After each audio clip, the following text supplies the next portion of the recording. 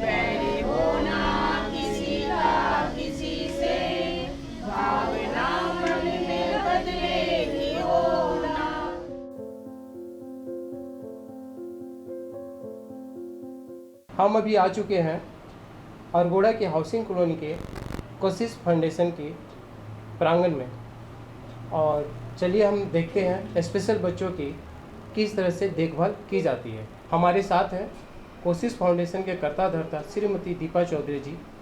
नमस्कार। नमस्ते। आपका बचपन किस तरह से बीता? मेरा बचपन साधारण मध्यम वर्गीय परिवार में हुआ। मैं गया की हूँ और हम 4 भाई बहन हैं, और अभी भी मतलब हम बहनों में बहुत अच्छा बॉन्डिंग है, और हम लोग एक दूसरे के साथ अभी भी बहुत दुख सुख शेयर करते हैं। बचपन में मैं बस नॉर्मल मैं हंसी खुशी के साथ जीवन बिता रही थी। शुरू में मुझे खेल कूद बहुत पसंद था। मैं एनसीसी में भी भाग ली, बहुत बार कैंप भी अटेंड की। बस एक खुशी खुशी खेल कूद में ही जीवन व्यतीत की, और इसी तरह समान जीवन ही चलता रहा। कोई ऐसा नहीं था, मेरा बहुत बड़ा सपना नहीं था कि मैं ये करूँगी वो करूँगी, कभी वैसा कुछ सोची नहीं थी।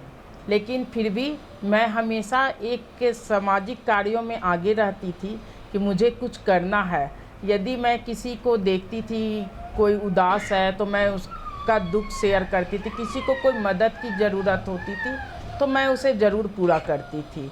जब बचपन के तरह ही मतलब उसका पूरा करती थी, जितना हो सके। कभी किसी के साथ टिफ़िन शेयर कर लेती थी, कभी कभी जैसे हम लोग कैंटीन में गए तो मैं अपनी तरफ से उन लोगों को कुछ खिला दी। तो ये छोटी छोटी खुशियाँ अभी भी हमें याद है, और वो खुशियाँ शायद अभी तक हम उसको भूल नहीं पाए हैं। मध्यवर्गीय परिवार में शुरू से हमारे समाज में लड़कियों की शादी की तैयारी होने लगती है। माता पिता की यही सोच रहती है कि जल्द से जल्द लड़की की शादी एक ऐसे युवक से किया जाए जो एक अच्छा जीवन साथी के रूप में जीवन भर बेटी को खुश रख सके। कुछ ऐसा ही श्रीमती दीपा चौधरी जी के साथ भी हुआ। 18 वर्ष में उनकी शादी हुई। उनके पति मुजफ्फरपुर में कार्यरत रहे और वहीं इन्होंने अपनी आगे की पढ़ाई की। मेरी जब शादी हुई थी उस समय मेरे हस्बैंड की फर्स्ट पोस्टिंग मुजफ्फरपुर थी, और हम उस समय पढ़ाई आगे कंटिन्यू किए हुए थे। तो मेरा ग्रेजुएशन और एमए मुजफ्फरपुर बिहार यूनिवर्सिटी से हुआ और संजोग से मैं वहीं कंसीव की और माँ बनी। जब पहली 3 सालों के बाद मैं जब माँ बनी तो एक बहुत खुश थी कि मैं एक बच्चे की माँ बनी हूँ। और 3 साल के बाद मुझे फिर दूसरा बच्चा पैदा हुआ तो और खुशी हुई कि मैं एक 2 बच्चे की माँ बन गई। शुरू में तो लड़का लड़की में तो लोग अंतर समझते ही थे और 2 बेटा की माँ होना शायद एक बहुत बड़ी खुशी मिल जाना। लेकिन जब मुझे दूसरा बच्चा पैदा हुआ और लगा मुझे कि पहला बच्चा मेरा बिल्कुल ही अलग है। दूसरा बच्चा मुझे रिस्पॉन्स देता था, मैं जब उससे प्यार करती थी तो मुझे प्यार से देखता था, कुछ अलग हरकत करता था। जैसे मैं उसे प्यार से कभी उसके सिर पर हाथ रखी तो उसकी आंखें चमक उठती थी। लेकिन मेरे बड़े बेटे में ये सब कोई रिस्पॉन्स नहीं मिलता था। जब उसके पापा आते थे तो भी वो बस पापा का बैग देखता था कि पापा क्या लाए हैं, लेकिन कभी वो पापा नहीं बोलता था। मैं उसको बहुत लाड़ प्यार करती थी लेकिन फिर भी वो कभी मम्मी नहीं बोलता था। तो मुझे अजीब लगा कि अरे मेरा बड़ा बेटा कुछ अलग है। और उस समय आज मेरे बेटे की उम्र है 34 ईयर। तो उस समय शायद ही कोई जानता होगा कि ऑटिज़्म क्या होता है। फिर मैं बहुत जगह गई, भेल्लौर गई और सिकंदराबाद NIMH सिकंदराबाद गई, दिल्ली गई और बहुत जगह तो मुझे कुछ भी पता नहीं चला, सिर्फ मेरे बच्चे का टेस्ट होता रहा। लेकिन जब मैं NIMH सिकंदराबाद गई तो मुझे फर्स्ट टाइम पता चला कि मेरे बच्चे को ऑटिज्म है। एक ऐसा समय आया जब श्रीमती दीपा चौधरी दुखी रहने लगी। फिर उन्होंने बहुत सारे डॉक्टरों को दिखाया। तब उन्हें डॉक्टर सिन्हा ने बताया कि स्पेशल स्कूल इसे भेजना चाहिए। तब दीपा चौधरी जी ने किसी भी तरह के स्पेशल बच्चे के लिए वर्कशॉप होने पर उनमें अपने बच्चों को जरूर लेकर जाती थी। उनके बच्चे में व्यवहारिक समस्या बहुत थी, जैसे नोचना, काटना, चिल्लाना, जिस वजह से इनका कहीं भी आना जाना या सामाजिक कार्यों में भाग लेना मुश्किल हो गया था। ऐसे में इनके पति ने इनका साथ दिया और अपने बच्चे को स्पेशल स्कूल भेजना शुरू किया। ऑटिज्म शब्द सुनना बहुत आसान है लेकिन एक पेरेंट्स के लिए बहुत मुश्किल होता है, क्योंकि हमारे बच्चे देखने में सामान्य होते हैं, चलने में, खड़ा होने में। जब भी मैं कहीं जाती थी लोग यही पूछते थे आपके बच्चे का जन्म कैसे हुआ, बच्चे को चलने में कोई दिक्कत नहीं हुई, बच्चे को बोलने में क्या दिक्कत है। सभी कुछ नॉर्मल, देखने में भी बहुत भोले भाले ये बच्चे रहते हैं, लेकिन इन लोग अपने आप में रहते हैं और कभी किसी को रिस्पॉन्स नहीं देते हैं। इन लोगों का सोशलाइजेशन बिल्कुल पुअर होता है। जब खाने की ज़रूरत हुई खाना ले लिए, जब पानी की ज़रूरत हुई पानी ले लिए, लेकिन आपसे ये नहीं बोलते हैं कि हमें पानी चाहिए, हमें खाना चाहिए और या हमें कुछ चाहिए। बस उनकी ज़रूरत के अनुसार उनको सामान मिलना चाहिए। उसके अलावा वो कभी ये नहीं बोलते थैंक यू पापा, थैंक यू मम्मी, मम्मी कैसी हो, कुछ नहीं। तो हम लोग को थोड़ा सा अजीब लगता था, मन में ये रहता था कि मेरे बच्चे हमें कब बोलेंगे मम्मी थैंक यू, मम्मी तुम मेरे लिए ये की हो, बहुत अच्छी खुशी की बात है।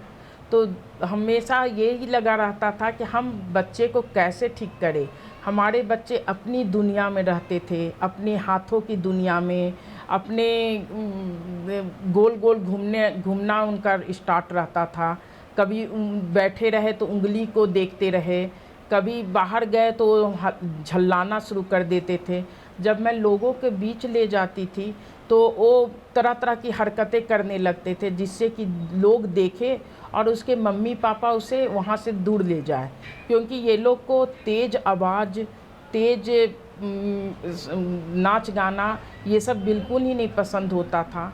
लेकिन जब मैं दूसरे जगह जाती थी और ये ऐसी हरकत करता था तो लोग घूर घूर कर हमारे बच्चे को देखते थे। फिर हम लोगों को भी अजीब लगता था। धीरे धीरे हम लोग भी अपने बच्चे की वजह से कहे या जो भी, हम लोगों का भी सोशलाइजेशन पूरा होता गया और हम लोगों ने भी सभी जगह जाना छोड़ दिया, ना कहीं जाते ना आते, बस बच्चों की चिंता में लगे रहते कि कैसे मेरा बच्चा ठीक होगा। कभी कभी ये भी सवाल उठता कि हमें ही भगवान ऐसा बच्चा क्यों दिए, लेकिन हमारे भाई बहनों ने या हमारे हस्बैंड ने या ज़रूर समझाया कि देखो तुम में हिम्मत है, हम लोगों में हिम्मत है, तभी हमारे घर ऐसा बच्चा आया है। और हम लोगों ने अपने बच्चे को एक्सेप्ट किया। हम सभी पेरेंट्स को यह ज़रूर कहते हैं जितनी जल्दी हो आप अपने बच्चे को एक्सेप्ट कीजिए और उसे ट्रेनिंग दीजिए। उसे क्या की ज़रूरत है, क्या ट्रेनिंग की ज़रूरत है, उस पर ध्यान दीजिए, क्योंकि हमारे बच्चों में, विशेषकर ऑटिस्टिक बच्चों में बिहेवियर प्रॉब्लम बहुत ज़्यादा होता है, क्योंकि ये लोग अपनी बात बता नहीं पाते हैं, दूसरे इसकी बात समझ नहीं पाते हैं, तो हम उसकी दुनिया में नहीं जा सकते, उसकी बात नहीं समझ पाते हैं, वो हमारी दुनिया में नहीं आ पाता, हमारी बात नहीं समझ पाता है। तो ये इस तरह से हम लोगों को बहुत कुछ सीखना पड़ता है कि कैसे मैं उसकी बातों को समझूं, कैसे उसके मूड को समझूं, कैसे उसके व्यवहार को समझूं। जब स्पेशल बच्चे वयस्क होते हैं तो माँ बाप की चिंता और भी बढ़ जाती है। ऐसी स्थिति दीपा जी के साथ भी आई। जब वह देवघर में हो रहे स्पेशल ओलंपिक में भाग लेने के लिए गईं, तो वहां उन्हें डॉक्टर शिवाजी कुमार मिले और उन्होंने उनकी परेशानी को समझते हुए उन्हें स्पेशल बच्चों के पेरेंट्स एसोसिएशन बनाने को बोला। तब श्रीमती दीपा जी ने झारखंड पेरेंट्स संगठन बनाया। उसके बाद 2015 में इन्होंने कोशिश की स्थापना की, जिसमें शुरुआत में इनका साथ दिया नीता रॉय जी ने। वह हमेशा एक मार्गदर्शक का काम करती रहीं। किसी भी ऑफिस में आना जाना या मेला लगाना हो तो उन्होंने कदम से कदम मिलाकर साथ दिया। स्पेशल ओलंपिक होता है, उसमें मैं देवघर गई थी। संजोग से मैं जब वहाँ पर अपने बच्चे को खेल में आगे करने के लिए खड़ी थी, तो वहाँ में डॉक्टर शिवाजी कुमार से भेंट हुई और वो मुझे पहचानते थे। उन्होंने बोला कि आप क्या कर रही हैं? मैं बोली अभी तो कुछ नहीं, बस बच्चे को आगे करना चाह रही हूँ और बच्चे के लिए ही अपना जीवन समर्पित कर दी हूँ। तब फिर उन्होंने बोला कि आप अपने बच्चे के साथ साथ अन्य बच्चों के लिए भी काम कीजिए। और हमने फिर यहाँ झारखंड में ऐसे बच्चों के पेरेंट्स के लिए एक पेरेंट्स एसोसिएशन बनाया, जिसका नाम झारखंड पेरेंट्स एसोसिएशन है, जो विशेष बच्चों के पेरेंट्स का एसोसिएशन है। और इसमें बहुत सारे पेरेंट्स जुड़ते गए और हमने अपने स्तर से हमेशा महीने में एक बार मीटिंग करती रही और लोगों को अपने साथ की, उन लोगों का भी सुख दुख सुनती रही और अपना भी सुख दुख। तो मुझे लगा कि नहीं, हमारे जैसे बहुत सारे पेरेंट्स हैं जिन्हें चिंता लगी रहती है हमारे बाद हमारे बच्चों का क्या होगा। जब बच्चे छोटे होते हैं तो हम लोग सभी जगह उन्हें ले जाते हैं कि चल बच्चा छोटा है। ये मेरा अपना अनुभव है। जब मैं बच्चे को छोटा था, मैं जब घर जाती थी तो कहीं भी कोई भी फंक्शन माहौल में उसे लेकर बैठ जाती थी। लेकिन जब बच्चा मेरा बड़ा हुआ तो मैं उसे लेडीज़ लोगों के बीच में भी नहीं बैठा पाती थी और जेंट्स के बीच में मैं नहीं बैठ पाती थी उसे लेकर, तो थोड़ा अजीब लगता था। फिर मैं अपने हस्बैंड को बोलती थी कि आप उसके साथ बैठिए, लेकिन मेरी नज़र उसी पर रहती थी। और फिर मुझे लगा कि नहीं, हमें कुछ ऐसा करना चाहिए कि हम बच्चे को भी समाज में रहने लायक बनाएं और हम लोग भी समाज से अलग होकर ना रहें। जब संगठन बनाने की बात हुई तो सबने संस्था का नाम कोशिश रखने पर अपनी सहमति दी। बौद्धिक रूप से अक्षम बच्चों के लिए निरंतर आजीवन कोशिश करने के अर्थ पर ही संस्था का नाम रखा गया। इस संस्था में 42 बच्चे हैं और श्रीमती दीपा जी का सपना है कि यह विशेष बच्चे आजीवन सुरक्षित रहें। संस्था का अपना एक भवन हो जहां बच्चों के रहने की व्यवस्था हो। सरकार द्वारा फंड मिले ताकि स्पेशल बच्चों और उनके अभिभावक को यह चिंता न रहे कि उनके बाद उनके यह स्पेशल बच्चे कहाँ रहेंगे।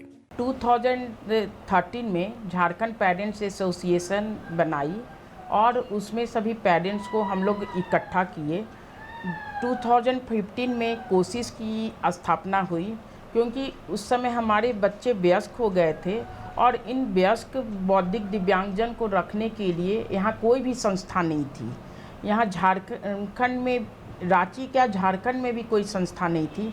तब हम लोगों पेरेंट्स लोग मिलकर कोशिश फाउंडेशन की शुरुआत की और यह संस्था 2 रूम के में स्टार्ट हुआ, जहां हमारे सिर्फ 3 बच्चे पहले थे। 3 बच्चे से आज हमारे यहाँ 42 बच्चे हैं। पहले हमारे यहाँ हम लोग पेरेंट्स लोग मिलकर ही देख रहे थे।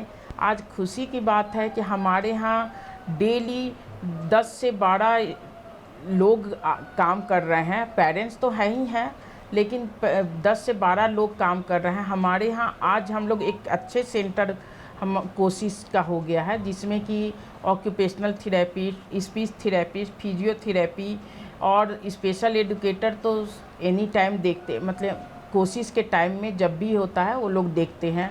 और उन लोगों के सहयोग से आज यहाँ 42 बच्चे डेली आ रहे हैं और हमारे बच्चे का सर्वांगीण विकास हो रहा है।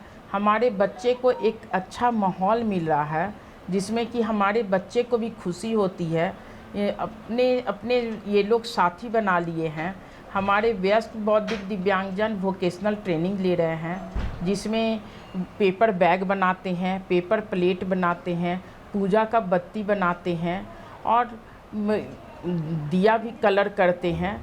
जब हम ये लोग बना लेते हैं, लेकिन ये लोग सेल नहीं कर पाते हैं, तो फिर हम लोग जगह जगह स्टॉल लगाकर हम पेरेंट्स उनसे सेल करते हैं और जो भी इनकम होता है हम लोग कॉस्ट निकाल कर इन बच्चों को कुछ पैसा देते हैं, जिससे कि इन्हें ये लगे कि ये हमारा पॉकेट खर्च है। उसमें एक सिद्धार्थ सहाय तो इतना चतुर है, उस पैसे से हमेशा वो चिप्स ही खरीद लेता है। एक दुकान में उसका फिक्स है और वो जाकर वहाँ से चिप्स लेता है। कुछ बच्चे तो पैसे का मोल समझते हैं, कुछ बच्चे नहीं समझते हैं। हम लोग इसलिए इन बच्चों को मनी कॉन्सेप्ट भी इन लोग को सिखा रहे हैं। प्रयास तो यही रहता है कि हम लोग अपने बच्चे को पूरी तरह से सक्षम बनाए।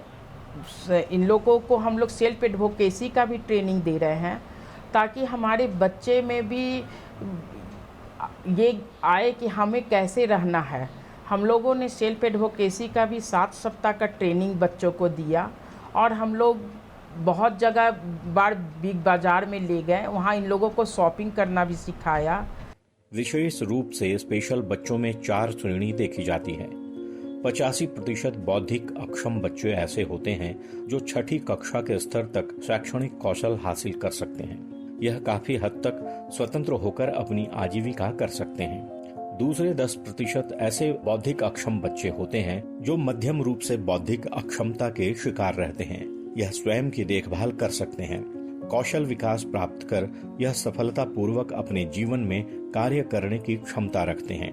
तीसरे वैसे बच्चे 3 से 4% होते हैं जो गंभीर रूप से बौद्धिक अक्षमता के शिकार होते हैं। यह अपनी देखभाल के अत्यंत मौलिक और कुछ संपर्क से कौशल सीख सकते हैं। इन्हें सामूहिक जगह में रखा जाना उनके लिए सुरक्षित रहता है। और तीसरे 1 से 2% वैसे होते हैं जो गहन बौद्धिक अक्षमता के शिकार होते हैं, जिनकी देखभाल करने की जरूरत होती है। मेरे बेटे का नाम जो है वो अतुल्य बास्के है, जिसको बचपन से ही जब 3 साल का था तब डायग्नोस हुआ कि उसको ऑटिज़म है। तो हमने बहुत सारे जगह में दिखाया तो सबने बताया कि उसे माइल्ड ऑटिज़म है। तो पहले यहाँ से पहले वो दूसरे जगह कोशिश, जहाँ ये अभी पढ़ता है उससे पहले वो दूसरे जगह में ये करता था, उसका थेरेपी वगैरह चलता था। लेकिन घर से नज़दीक होने के कारण हम लोग कोशिश में लाने का हमने सोचा।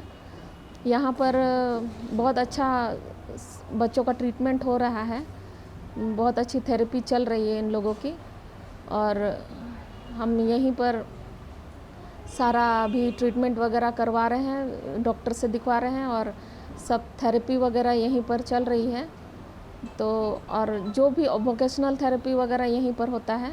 कोशिश फाउंडेशन के बारे में ऐसी जानकारी मिली कि एक सर थे जो इनका थेरेपी करवाते थे, तो जहाँ हम लोग जाते थे वहाँ हम लोग को बहुत दूर पड़ जाता था रोज़ के हिसाब से। तो उन्होंने बताया कि आपके सामने में ही कोशिश फाउंडेशन है, वहाँ बहुत अच्छा थेरेपी वगैरह होता है, तो आप वहाँ ले जाइए। तो इस तरह से हमने सोचा यहाँ लाने का। माता पिता के तौर पे सबसे ज़्यादा हमारी परेशानी ये रहती है कि हमारे बाद बच्चों का क्या होगा।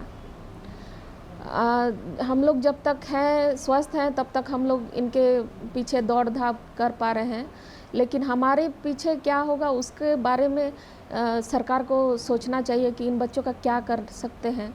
और बाकी थेरेपी के हिसाब से तो इन्हें बहुत अलग अलग थेरेपी की ज़रूरत पड़ती है, स्पीच थेरेपी, बिहेवियर थेरेपी। तो मेरी ये दरख्वास्त है कि स्पीच थेरेपी, बिहेवियर थेरेपी सबके लिए एक अलग अलग टीचर्स होने चाहिए और सब मतलब सब तरफ से उनका देखभाल सही तरह से होना चाहिए। यहाँ डेवलपमेंट बहुत सारा दिखा, क्योंकि यहाँ पढ़ाई के साथ साथ जो जैसे अपना रोज़मर्रा का काम जो कर पाए उसमें भी बहुत मदद मिल रहा है। तो जहाँ की दूसरे इंस्टीट्यूट में ये देखने को नहीं मिल रहा था। ज़्यादातर वो लोग एजुकेशनल तरफ ज़्यादा ध्यान देते थे कि ABCD लिखवा दो, कुछ करवा दो, बैठा दो और बस भेज दो।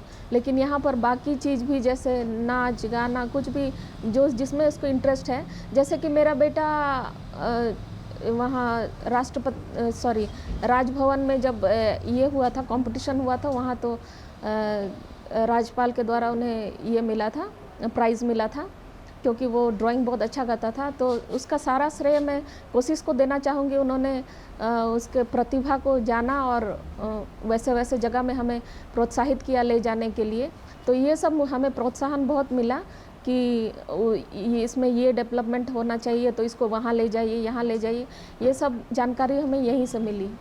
बौद्धिक रूप से अक्षम बच्चों के मानसिक व शारीरिक विकास के लिए विभिन्न तरह के शिक्षक प्रशिक्षण के साथ इन्हें कोशिश फाउंडेशन की तरफ से स्वावलंबी बनाने की कोशिश की जाती है, जिनमें बच्चों को पढ़ाने के साथ साथ उन्हें विभिन्न तरह के पजल्स से सिखाया जाता है।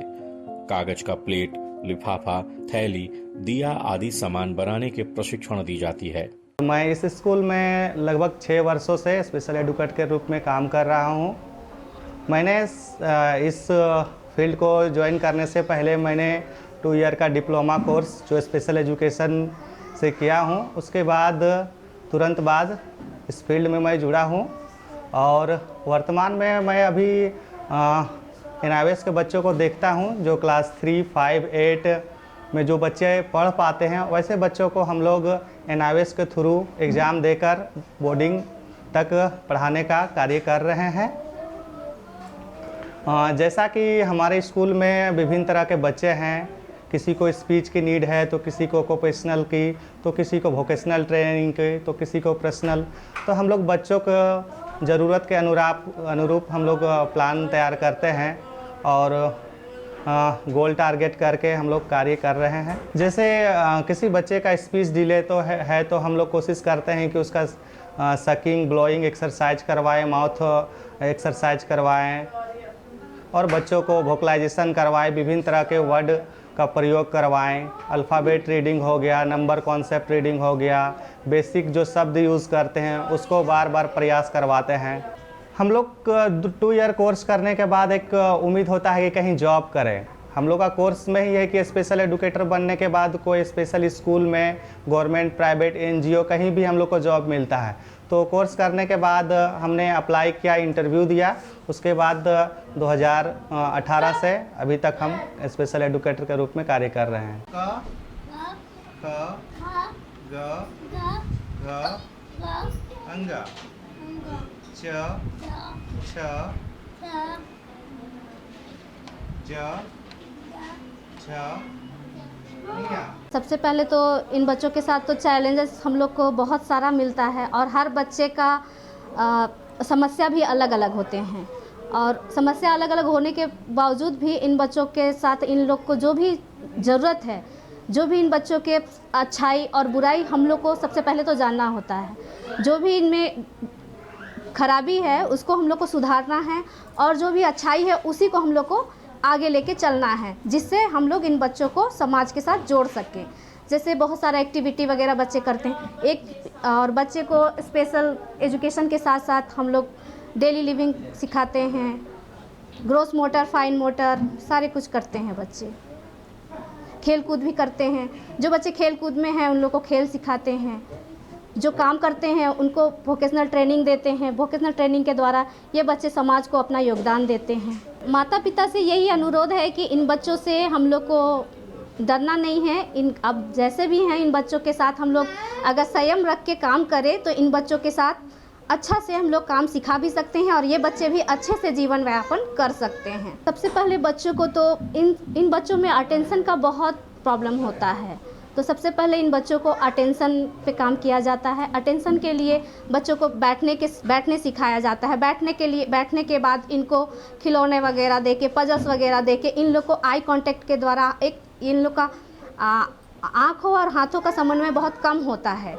इसलिए इन लोग को सबसे पहले हम लोग पजल्स वगैरह, खिलौना वगैरह दे के आई कांटेक्ट पे काम करते हैं और वन बाय वन करके बच्चों को सिखाया जाता है। ऐसे बच्चों के लिए विशेष प्रशिक्षण प्राप्त शिक्षक होते हैं जो इन बच्चों के मानसिक स्तर को ध्यान में रखकर इन्हें प्रशिक्षित करते हैं। शिक्षक बच्चों को अभिप्रेरित करके उनमें आत्मविश्वास पैदा करते हैं ताकि वह अपने आप को समाज में अच्छी तरह से समायोजित कर सकें। योग्य व प्रशिक्षित शिक्षक द्वारा ही ऐसे बच्चों का विकास संभव है और इस बात का ध्यान श्रीमती दीपा चौधरी जी रखती हैं कि एक अच्छा व्यवहार ही एक कुशल शिक्षक का गुण है जो अपने व्यवहार द्वारा बच्चों को अपने नजदीक ला सके और उन्हें मुख्य धारा से जोड़ने में सहायता कर सके। मैं कोशिश की मेंबर हूँ और हमारे 2 बच्चे ट्विंस हैं जिसमें एक बेटी अभी जॉब करती है दिल्ली में और बेटा है जो कि ऐसा है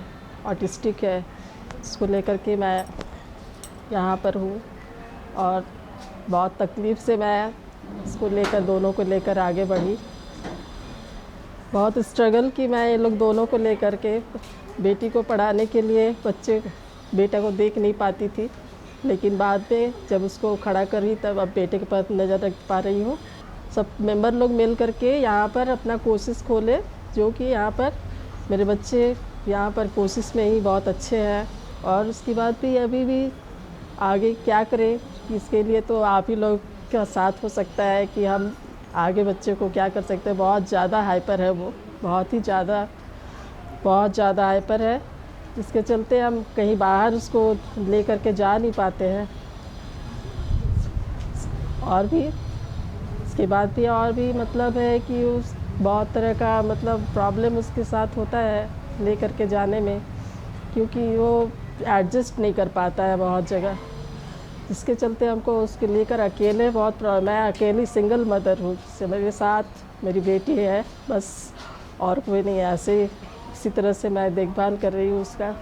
हमारे यहाँ कोशिश में इंटेलेक्चुअल डिसेबल बच्चे आते हैं, उसमें बौद्धिक दिव्यांगजन, सेरिब्रल पॉल्सी, मल्टीपल डिसेबिलिटी और भी बहुत सारे हैं। कैटेगरी तो बहुत सारी है, लेकिन इंटेलेक्चुअल डिसेबल जितने भी बच्चे हैं वो हम कोशिश में आते हैं। और हम ये भी कह सकते हैं कि मेरे यहाँ कोशिश में वैसे ही बच्चे आते हैं जिन्हें कोई संस्था रखने को तैयार नहीं होती है, जो सीवियर बच्चे होते हैं, जो प्रोफाउंड लेवल के बच्चे होते हैं, वो बच्चे कोशिश में आते हैं। और हम लोग यहाँ से मेरे स्पेशल एजुकेटर, थेरेपिस्ट और पेरेंट्स सभी यह चाहते हैं कि हमारे बच्चे में सुधार हो और बहुत अच्छा रिजल्ट देखने को मिलता है। जो बच्चे चल नहीं पाते थे, जो बच्चे नोचते रहते थे, किसी का लंच खा लेते थे, किसी को टॉयलेट ट्रेनिंग नहीं थी,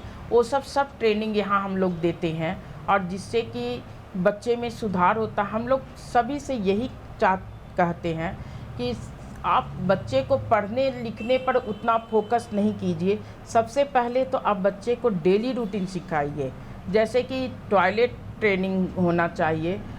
उसके बाद एक एक स्टेप पर आगे बढ़िए। यदि हमारा बच्चा टॉयलेट ट्रेंड हो जाता है तो फिर उसके ब्रशिंग सिखाइए, ब्रशिंग के बाद बाथिंग सिखाइए।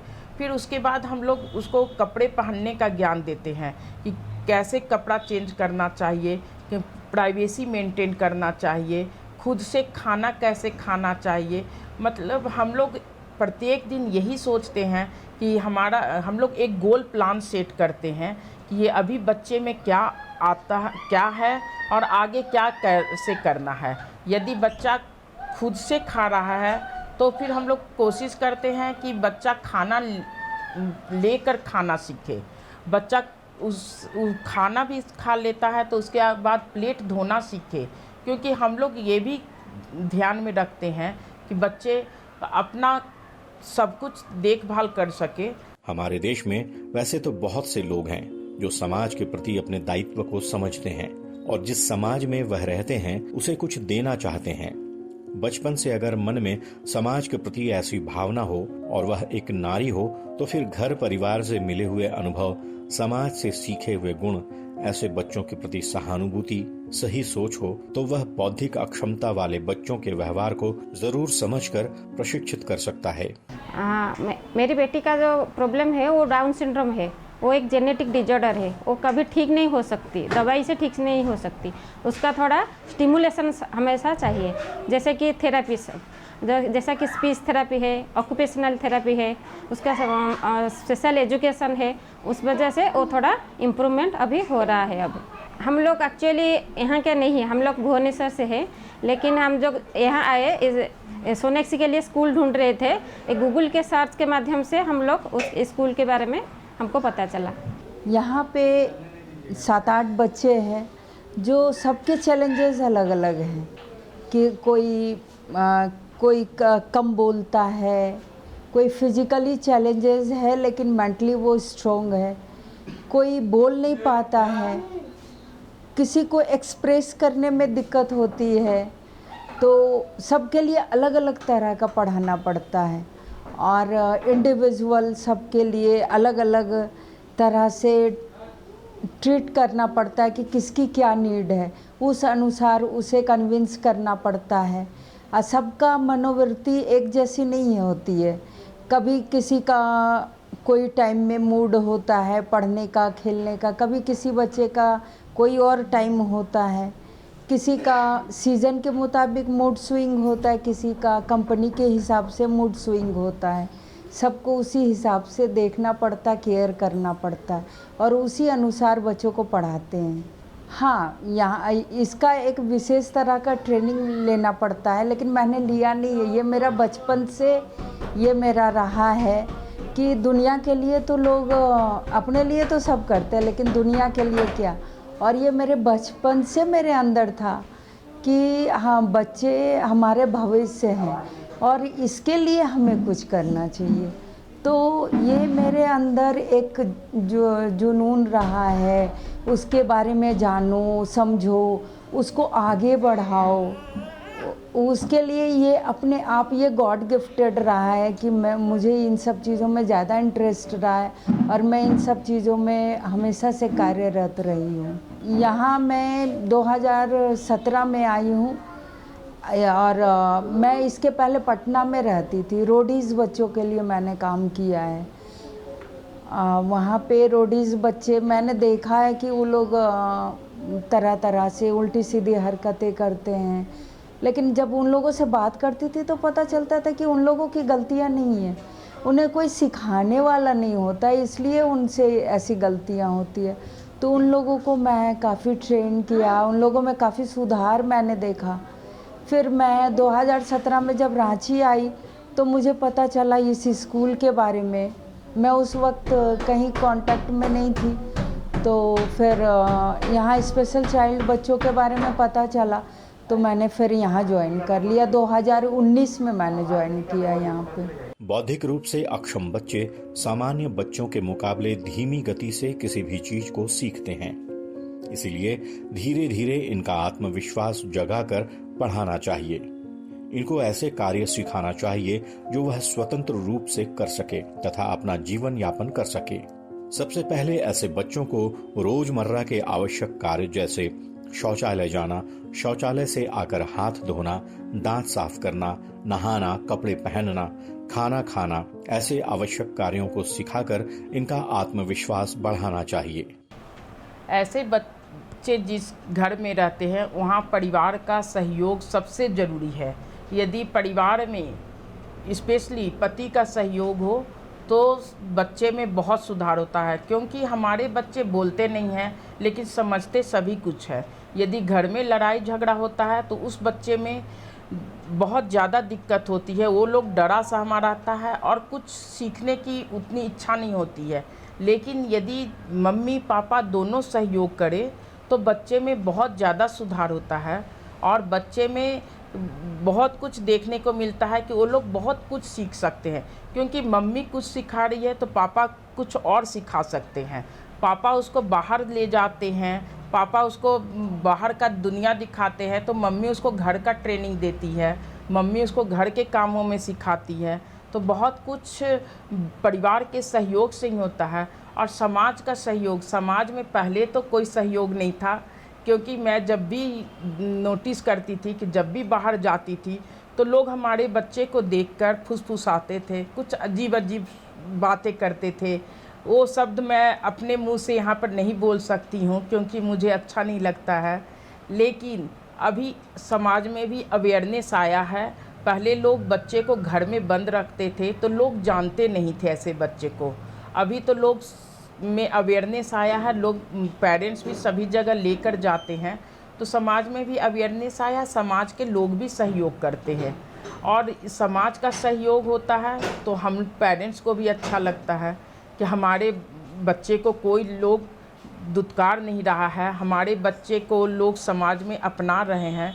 हमारे बच्चे को सहानुभूति चाहिए, दया नहीं चाहिए, बस आप उन्हें अच्छे नज़रिए से देखिए। ये भी हमारे ही समाज का एक अभिन्न अंग है। आज समय के साथ लोग बदल रहे हैं, स्पेशल बच्चों को समझ रहे हैं कि इन बच्चों की अपनी एक दुनिया होती है, इनकी अपनी एक समझ है, जीवन जीने का अपना एक व्यवहार है। ऐसे बच्चों के विकास के लिए बहुत से लोग जुड़ रहे हैं, समाज की सेवा में लगे हुए हैं। और मेरा भी बच्चा है, जैसे हम लोग सारे अभिभावक मिल करके यहाँ पर खोले, तो मेरा बच्चा भी यहीं पर है, प्रत्युष नाम है उसका। और हम लोग सारे बच्चों के मतलब एक सिंगल चाइल्ड की मदर नहीं हूँ। मेरे यहाँ पर जितने बच्चे इनरोल्ड हैं मैं सबकी मदर हूँ। और हम लोगों ने सबके साथ मिल करके, हम लोग जितने पेरेंट्स हैं, जितनी माएँ हैं यहाँ, मिल करके हमने कोशिश खोला है और कोशिश का संचालन हम लोग कर रहे हैं। मेरा बेटा ऑटिस्टिक है, प्रत्युष नाम है उसका, वो 28 साल का है। और उसका सबसे बड़ी बात है कि जब वो 2.5 साल का था तब मुझे लगा कि वो कुछ सुनने में उसको दिक्कत हो रही है। तो फिर मैं उसके ले करके डॉक्टर चंद्रकांत जो हैं, जो ENT स्पेशलिस्ट हैं, मैं सबसे पहले उनके पास गई थी। उसके बाद जब वो बोले कि नहीं, इसको सुनने में कोई दिक्कत नहीं है, आप सीधे ले करके डॉक्टर कृष्ण कुमार के पास जाइए। मैं चाइल्ड स्पेशलिस्ट उनके पास गई, वहाँ से वो बोले नहीं, इसको ये भी कोई प्रॉब्लम नहीं है, ये सारा उसका फिज़िकली वो एकदम नॉर्मल था। फिर मैं उसे ले करके तब वो लोग बोले कि सीधे आप ले जाइए CIP। तो CIP ले गई, मैं वहाँ डॉक्टर विनोद के अंडर में गई और अभी तक उन्हीं का इलाज चल रहा है कंटिन्यूस। अभी तक मैं उन्हीं का चला रही हूँ, जब से मतलब 3 साल से वो अभी तक उन्हीं का इलाज है। और बीच में मेरे बच्चे, जैसे सभी पेरेंट्स परेशान होते हैं कि हम लोग अपने बच्चों का करें क्या, इसलिए हम लोगों ने फिर मेरा उस समय बहुत कम पढ़ाई लिखाई भी नहीं मैंने किया था, लेकिन धीरे धीरे मैं उसके साथ ही पढ़ लिख करके आज मैं डॉक्टरेट हूँ और मैं जॉब भी करती हूँ और इस तरह के बच्चों को देखती भी हूँ। दीपा जी का बहुत बहुत शुक्रिया कि दीपा जी ने ये कोशिश खोला जिससे हम लोग जुड़े और आज हम लोग अच्छा कर रहे हैं और सबों का विश हो कि हम लोग इस काम को और अच्छे से करें और इस तरह के बच्चों का सेवा और कर सकें। कोशिश फाउंडेशन को चलाने में जब हम लोगों ने कोशिश फाउंडेशन शुरू किया था उस समय हमारे पास कि ये तो केवल जो मेंबर थे उनके बच्चे ही थे उस समय। तो इस तरह से हम लोगों के तो 1-2 बच्चों से हमने शुरू किया और करते करते उसके बाद पहले तो एक किराए के मकान में गए, फिर दूसरे किराए के मकान में गए और हम लोगों को बहुत सारी समस्याएं आई। यहाँ तक कि जब कोरोना का समय था तो सभी को मालूम है कि कितनी दिक्कतें हुई थी। हर पेरेंट्स पैसा देने से इनकार कर दिया, कोई भी पेरेंट्स पैसा नहीं दे रहा था। हम लोगों ने मिल करके जो भी थे, जहाँ से भी थैंक्स गॉड कि कैसे हम लोगों का चला उस समय। वो 2-3 साल हम लोग बता नहीं सकते कि बहुत ही मुश्किल से चला। लेकिन हाँ, बच्चों में भी समस्याएं बढ़ी क्योंकि बच्चे भी घर में रहने लगे, तो उससे बहुत सारी समस्याएं आई। और बहुत सारे हमारे बच्चे जो है, हर बच्चा, मतलब ये नहीं कहा जाएगा कि आज इसमें ये गुण है, कल उस दूसरे में वही सेम गुण पाया जाएगा। नहीं, हमारे जितने बच्चे हैं वो सारे अलग अलग कैरेक्टर के हैं, अलग अलग क्वालिटीज़ के हैं। ये कहा जाएगा कि उन लोगों के में this is not a type of disorder, this is a type of a behaviour. बस यही बात मतलब शॉर्ट में मैं बोलना चाहूँगी कि जिस तरह से जिद्दी बच्चे होते हैं, कोई कहते हैं कि नहीं वो डरपोक बच्चे होते हैं, इसी तरह से हमारे बच्चे भी हैं। उनका बिहेवियर है वो डिसऑर्डर नहीं है, उन लोगों में किसी तरह के मेंटल, ये जो बोलते हैं वो मेंटली सिक हैं, नो, आप सिक हैं, हमारे बच्चे सिक नहीं हैं। बौद्धिक और विकास विकलांगता वाले वयस्कों के लिए मानसिक स्वास्थ्य सेवाओं की आवश्यकता आज के समय में उपलब्ध है। जैसे जैसे बौद्धिक और विकासात्मक क्षमता वाले लोग वयस्कता तक पहुंचते हैं, उन्हें मानसिक स्वास्थ्य चुनौतियों की विविधता और गंभीरता का सामना करना पड़ सकता है। इन चुनौतियों से लड़ने के लिए आज हमारे देश में बहुत सारे ऐसे संस्था, स्पेशल स्कूल, सामाजिक कार्यकर्ता, डॉक्टर, मनोरोग चिकित्सक उपलब्ध हैं जिनकी सेवा ली जा सकती है। मेरे बच्चे का जन्म 2017 में हुआ था, तो 3-4 महीने तक उसका जो नॉर्मल डेवलपमेंट था वो नहीं हो रहा था। तो फिर डॉक्टर को दिखाया तो वो लगा कि इसमें कुछ प्रॉब्लम है, तो बहुत सारे टेस्ट कराए तो पता चला कि इसको कुछ मल्टीपल डिसेबल टाइप का कुछ प्रॉब्लम है। तो इसको हमको सूचना बताया गया कि इसको बेंगलोर ले जाइए, वहाँ एक निमहैंस है पता करने के लिए। तो फिर बेंगलोर हम गए, वहाँ इंदिरा गांधी चाइल्ड हॉस्पिटल है जो सेंट्रल गवर्नमेंट के द्वारा है। तो वहाँ से बहुत सारे टेस्ट किए तो पता चला कि डिलीवरी से पहले इसको कुछ इन्फेक्शन हो गया था, इसके चलते इसमें मल्टीपल डिसऑर्डर का प्रॉब्लम आ गया। तो इसमें फिर पता चला हमको कि इसका हेयरिंग लॉस है, आई का प्रॉब्लम है, मतलब आई का विशेष प्रॉब्लम नहीं है, लेकिन मैं डिसेबल में ये हेयरिंग लॉस है और बाकी इसका डेवलपमेंट बहुत स्लो था। फिर टेस्ट कराया तो पता चला, उसके बाद हम इसको कॉकलियर इम्प्लांट करवाएं। रेलवे के थ्रू हम कॉकलियर इम्प्लांट अपने GRC कोलकाता में करवाएं। तो फिर ये मशीन लगा इसको, तो कुछ इसको आवाज़ अंदर जाने लगा। तो आवाज़ से ये अभी रिस्पॉन्स नहीं करता क्योंकि ये इसको मल्टीपल डिसऑर्डर है, इसमें बहुत सारे प्रॉब्लम है। एक नेचुरल अगर बच्चा जिससे सुनता नहीं है तो उसका अगर कॉकलियर है तो ज़्यादा डेवलप करता है। तो इसका डेवलपमेंट धीरे धीरे, इसका हम उपचार तो विशेष नहीं हुआ, फिजियोथेरेपी, फिर स्पीच थेरेपी, ये सारे प्रोसेस करते हुए इसका करवा रहे हैं। अभी 2 मंथ्स का था, तब से ही हमको पता चला कि मेरे बेटे में प्रॉब्लम है। उसको हम निमहंस, भेलौर सब जगह दिखाने ले गए। उसको पता चला कि फिट्स का प्रॉब्लम है, फिट्स का मेडिसिन देते रहे, फिर भी उसको फिट्स आता रहा। लेकिन बोलिए कि वो सारा चीज़ उसका डिले होते रहा। हम लोग बहुत हताश हो चुके थे, फिर भी हम लोग एक्सरसाइज सब जगह करवा रहे थे, दवा भी दे रहे हैं, एक्सरसाइज भी करवा रहे हैं। धीरे धीरे इसका उम्र बढ़ते गया, आज वो 12 साल का हो गया है, लेकिन इम्प्रूवमेंट कहीं नहीं हुआ। फिजियोथेरेपी, एक्सरसाइज, एक्टिविटी सब करवाएं, लेकिन कुछ भी इम्प्रूवमेंट नहीं हुआ।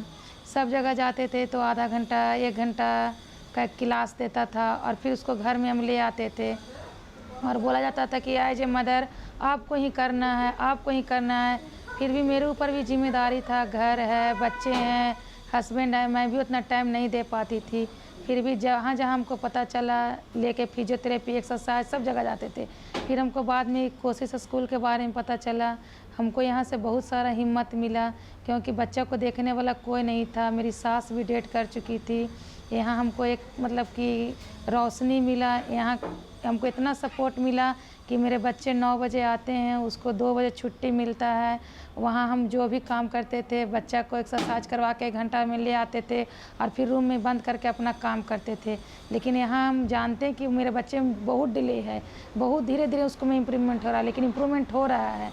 हम यहाँ भेज के इतना संतुष्ट हैं कि मेरे बच्चे आदमी लोग के निगरानी में है, वो सबके साथ खेल कूद रहा है। हमको उसको रूम से बंद कमरे से निकाल के उसको कोई स्कूल में डाले हैं। हम पैसा भी खर्च करने पर सोच रहे थे कि मेरे बच्चे को कोई स्कूल में, ऐसा स्कूल में रखे जो मेरे बच्चे को 4 घंटा 5 घंटा दे और हम अपना काम कर सके। जैसे इसका बहुत सारा एक्टिविटी का बनाना रहता है, जैसे डिसेबिलिटी सर्टिफिकेट बनाना है, UDID कार्ड बनाना है, कुछ भी बनाना है, जिसके लिए हम बच्चे को रूम में बंद करके अपना सारा काम करते थे। उसी समय हमको कोशिश स्कूल के बारे में पता चला, यहाँ हम इसका एडमिशन करवाएं।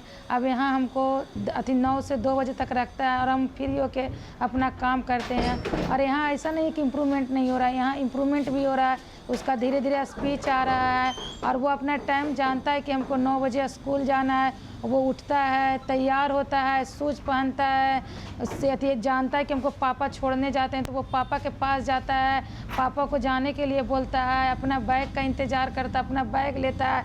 मतलब कि मेरे बच्चे को यहाँ कोशिश में डाले हुए मुश्किल से 2 महीना हुआ है, लेकिन हमको उसको में 20% तो उसमें हमको बेनिफिट नज़र आ रहा है, उसमें इम्प्रूवमेंट आ रहा है। श्रीमती दीपा चौधरी के कोशिश फाउंडेशन द्वारा चलाई जा रही स्पेशल स्कूल के कार्य को देखते हुए समय समय पर विभिन्न सरकारों द्वारा, संस्थाओं द्वारा इन्हें विभिन्न तरह के सम्मानों से नवाजा गया है। आज भी पूरी तरह समाज की सेवा में, विशेषकर स्पेशल बच्चों की देखभाल में इनका समय गुजरता है। यह एक ममतामयी माँ द्वारा ही संभव हो सकता है, जो इन सारे बच्चों को एक समान प्यार बांटती है। कहते हैं जब अच्छे काम करो तो अच्छा परिणाम मिलता है। जब कोशिश की शुरुआत हुई और हम लोगों ने दिन रात मेहनत किया, दिन रात हम लोग अपने बच्चों के लिए ही काम किए, ऐसे बच्चों के लिए कि हमारे बच्चों में सुधार हो, हमारे जैसे बच्चों में सुधार हो। तो सबसे पहले मुझे चाणक्य अवार्ड मिला कोशिश को, उसके बाद पेरेंट्स अवार्ड मिला, गुड अच्छे पेरेंट्स का एक अवार्ड मिला, उसके बाद बेस्ट NGO का अवार्ड मिला, उसके बाद लगातार हम लोगों को ढेर सारा अवार्ड मिला। उसके बाद हमें 2 साल पहले रीता पेशावरिया नेशनल अवार्ड भी कोशिश को मिला है। कोशिश के पास आज हमारे गर्व से कह सकते हैं कि बहुत सारे अवार्ड मिले हैं।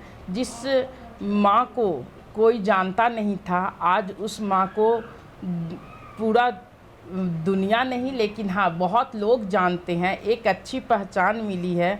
हम गर्व से कह सकते हैं कि हमारा विशेष बच्चा एक विशेष माँ की पहचान है। राघव राजा राम पतित पावन सीताराम, ईश्वर अल्लाह तेरा धाम, रघुपति राघव राजा राम। आज कोशिश फाउंडेशन और दीपा चौधरी जी के साथ बहुत सारे ऐसे माता पिता इन स्पेशल बच्चों की देखभाल में लगे हैं। इससे प्रेरणा लेकर समाज को भी इस कार्य में आगे आकर इनका साथ देना चाहिए। और वैसे माता पिता जिनके स्पेशल चाइल्ड हैं, उन्हें भी इस तरह के स्पेशल स्कूल में अपने बच्चों को भेजना चाहिए, ताकि उनका मानसिक और शारीरिक विकास हो सके। हम समाज में ऐसे स्पेशल पेरेंट्स को यही कहना चाहते हैं, आप धैर्य ना हारें, पेशेंस के साथ काम करें, क्योंकि हमारे लिए पेशेंस बहुत ज़रूरी है। कभी भी हिम्मत ना हारें। आप बच्चे को डे टू डे सिखाएं, ये मत सोचें मेरा बच्चा कुछ सीख नहीं रहा है, क्योंकि हमें लगता है हमारा बच्चा तो कुछ सीख ही नहीं रहा है, हम क्या सिखाएं। क्योंकि एक दिन में हमारा बच्चा नहीं सीखता है, महीनों सालों लग जाता है। ये मेरा अपना अनुभव है, क्योंकि मैं भी जब मेरा बच्चा शुरू में नहीं बोलता था तो मुझे लगता था इसको तो रोज़ रोज़ एक ही चीज़ सिखा रहा है, कुछ नहीं सीखता है। लेकिन बाद में मुझे लगा नहीं, मैं उस समय जो सिखा रही थी आज ये सब सीख रहा है। ये बहुत बातों में मैं देखती हूँ कि ये बोल नहीं पा रहा है, लेकिन उस चीज़ को लाकर दिखा रहा है कि ये है। और मैं ये भी कहूँगी कि इसे अपने घर के कामों में, अपने बच्चों को अपने घर के कामों में अपने साथ साथ लगाइए, क्योंकि आज हम में हिम्मत है, ताकत है, एनर्जी है। हम अपने बच्चे के साथ फुल टाइम दे सकते हैं। हम अपने बच्चे को इस लायक बना दें कि कल मेरे बच्चे मेरी ढाल बन जाए और वो मेरे सहयोगी बने, हमें सहयोग करे, क्योंकि आज हम उसे सिखा रहे हैं तो कल मुझे वो सहयोग करेंगे।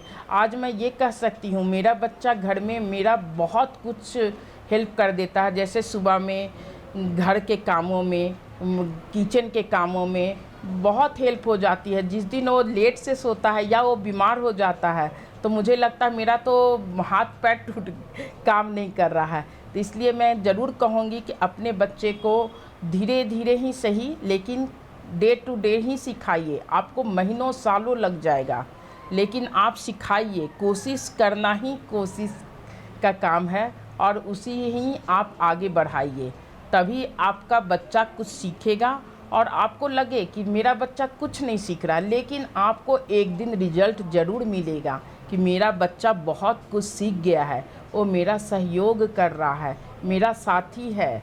क्योंकि कल के दिन हम सब पेरेंट्स यही सोचते हैं हमारे बाद क्या होगा। हम इस लायक तो बच्चे को बनाएं कि हमारे बाद हमारे बच्चे कम से कम अपना काम कर कर अच्छे से रह सके, अपना साफ सफाई पर ध्यान दे, अपना खाना खुद लेकर खा सके, अपना डेली रूटीन का एक्टिविटी कर सके। श्रीमती दीपा चौधरी और उनकी संस्था कोशिश फाउंडेशन को वेल्डन इंडिया की टीम सलाम करती है, प्रणाम करती है।